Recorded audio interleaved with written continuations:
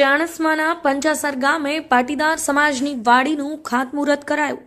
ગામની અંદર નાના મોટા પ્રસંગો તથા સામાજિક અને સાંસ્કૃતિક કાર્યક્રમો એક જ જગ્યા પર થાય તેવા શુભ આશયથી ચાણસ્મા તાલુકાના પંચાસર ગામે સમસ્ત પાટીદાર સમાજ અને દાતાઓના સંયોગથી 2.5 કરોડના ખર્ચે બનાવવા જઈ રહેલ ઉમાયા પાટીદાર વાડીનું ભૂદેવોના શાસ્ત્રોક્ત મંત્રોચ્ચાર સાથે વિધિ વિધાનથી ખાતમુહૂર્ત કરવામાં આવ્યું।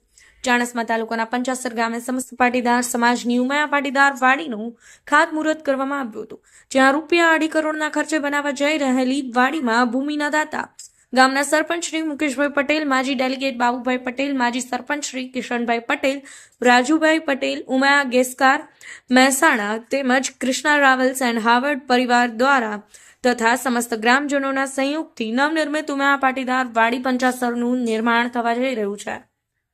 Lakhan Joshi, NV9 news, Chanasma.